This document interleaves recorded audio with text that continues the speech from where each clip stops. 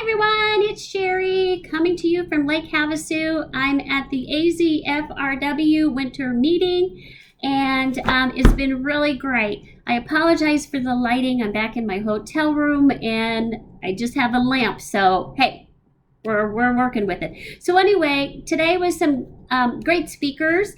I'm just going to go over them briefly because I'm going to include some links for you to be able to listen to some of the videos I was able to record today and some external videos as well.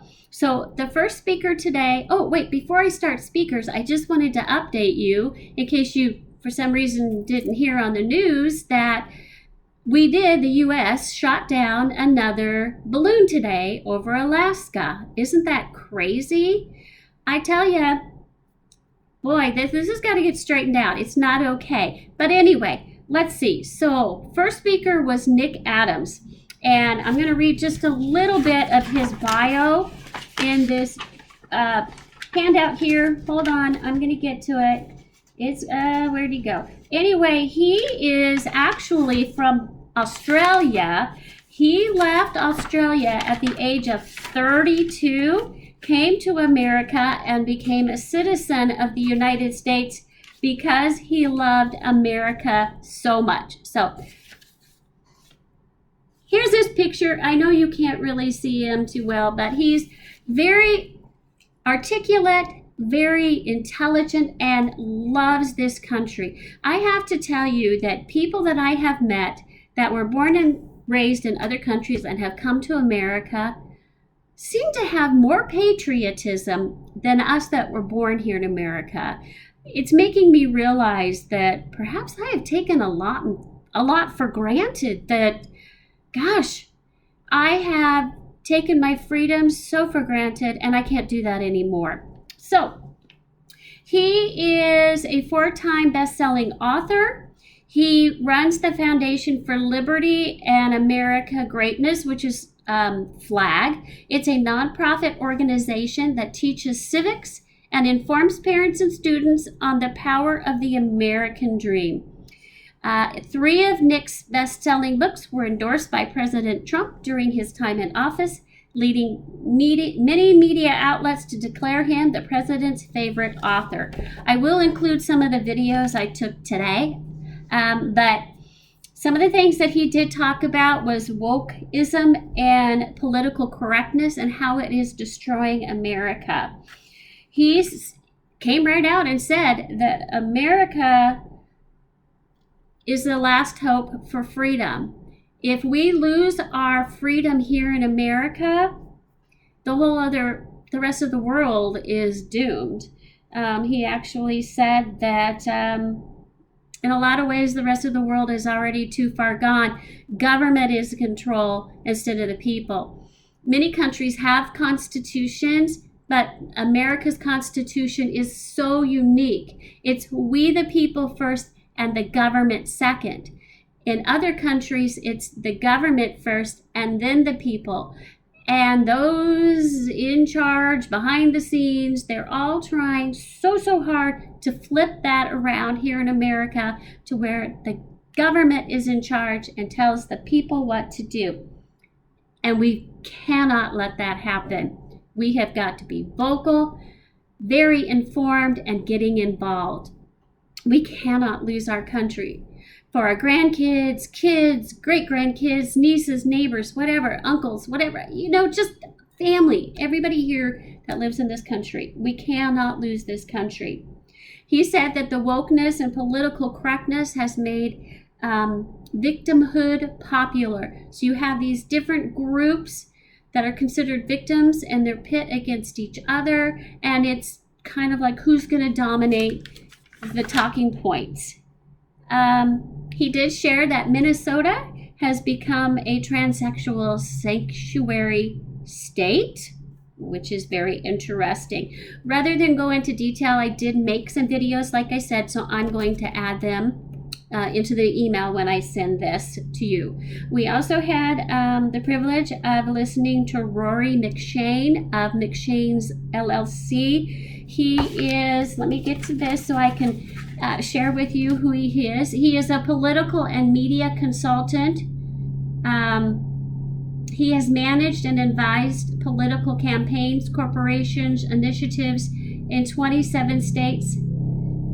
So he kind of talked about why he thinks that this red wave didn't happen.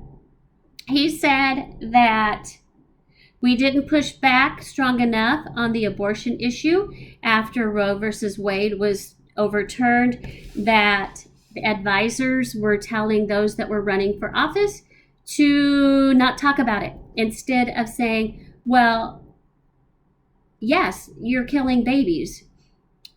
So anyway, that was one he said was didn't have a strong enough pushback on abortion.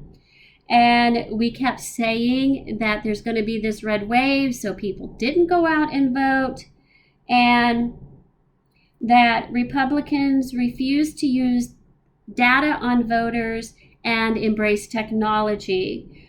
He said that we don't engage on controversial topics because we don't like to talk about them. But I tell you, we're at the point that we have to become comfortable with being uncomfortable. We have to speak up for these things and our values. Conservatives, at least, myself, we don't like to stir the pot, so to speak. We like to be respectful and listen to other people's opinions and say, well, maybe I don't agree with yours, but I respect that. And that's a very courteous thing to do. But at the same time, we have to be vocal enough now to say, hey, wait a minute. I don't agree with what you're talking about. Like, I don't agree with children attending drag shows. That's not appropriate, and we have to talk about it instead of just saying, okay, I don't agree with it, and leaving it there and hoping something or somebody will do something about it. He had said that about 50% of registered Republicans actually turned out to vote. Now, he didn't say one way or another whether there was any concerns about the voter problems that appeared, so he didn't address that at all. He did say that studies show that 20% more registered Republicans come out to vote during a presidential election. So that was interesting. I'll see if I can find some links for him, and you can check him out as well. We also heard from Arizona Free Enterprise, and it was talking about all the agendas that the World Economic Forum has planned for us.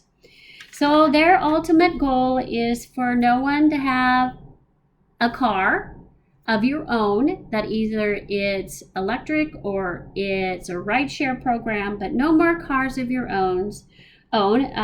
Racial reparations. They want to make you healthier by making you walk to work rather than drive. And the urbanization of our communities, and to control our human behavior. We learned about what's called C40 cities. It's the letter C and the number 40 cities, which are almost like 15-minute cities where everything that you need, a grocery store, a doctor, or whatever, are within 15 minutes of walking. I guess in Canterbury, England, they have this community set up that it's divided into sections that are like 15-minute sections or communities, and you live in your community. If you are to cross over into another community, you can get fined. So it's very, very bizarre. They also talked about Justice 40, which is a whole of the government initiative, which is one government rules us all, Vision Zero Network, and then just basically that there's one government, one controlling source. You're limited to where you go. The government tells you where you can go and when. It's all very, very scary stuff. I don't know if you ever saw the movie Hunger Games and how they had designated communities. That's kind of the way that is. You would live in community A, somebody else in B, somebody else in C, and somebody else in D. And let's say you live in A and you want to go visit somebody in B. You got to get permission to do that. And you, heaven forbid, you can't drive a car over there because then you're going to get fined for doing that. It's crazy. I'll send you links as I'm still learning about it myself, so I don't want to speak too much on it. My head's just full of information. But along that lines, we kind of have this creeping into Scottsdale, and I want to make you aware of it. I'm going to include a video from protectscottsdale.com, and it's going to talk about these plans that are coming up before the city council called road diets. Who the they is, I'm not sure if it's from the World Economic Forum or if it's here, but C40 cities, Phoenix is one of those C40 cities, and so they have this whole agenda to take away our cars and make us walk and all kinds of crazy stuff. So one thing that's being proposed by this group, again, I don't know who that is, I have to do some more research. They want to start forcing us to walk and bike more in populated areas. So in the Old Town Scottsdale area, there's proposals in some areas to take what is 2 driving lanes each direction and forcing it to 1 lane each direction with a larger bike lane and pedestrian lane. The ultimate goal is to get you frustrated so you don't drive. I don't think it's going to work, but watch the video so that'll explain it more. I hope you all have a wonderful evening, a wonderful meeting tomorrow. I will miss you all. Great speaker lineups. Paula Burkhalter, First Vice President, is going to rock the meeting, and I will see you all in March. Also, if you ever have any questions, concerns, feedback, thoughts, please, please, please let me know. I really want to hear. I want us to be a club of unity, growth, ideas, and friendship. So reach out to me. Okay, bye.